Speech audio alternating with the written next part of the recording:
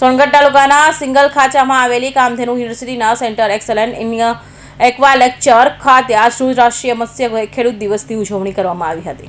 10 જુલાઈને રાષ્ટ્રીય કક્ષાએ મત્સ્ય ખેડૂત દિવસ તરીકે જાહેર કરવામાં આવેલ છે। આ કાર્યક્રમમાં રાજ્યમંત્રી શ્રી કુંવરજીભાઈ હળપતિ આદિજાતિ વિકાસ, શ્રમ અને રોજગાર ગ્રામીણ વિકાસ વિભાગના અધ્યક્ષ સ્થાને આયોજિત કરવામાં આવ્યો હતો।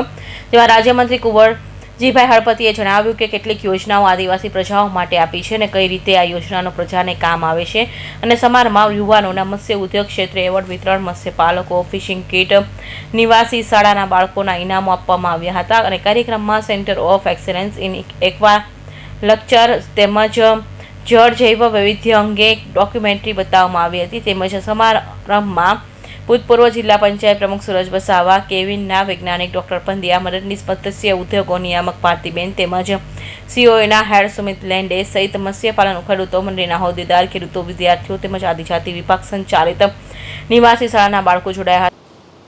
માત્ર મચ્છી ઉછેર થતો નથી, એની સાથે તાલીમો તાલીમ આપ્યા પછી તમે તમારા પોતાના વિસ્તારમાં તળાવ બનાવી શકો, તળાવમાં મચ્છી નાખી શકો।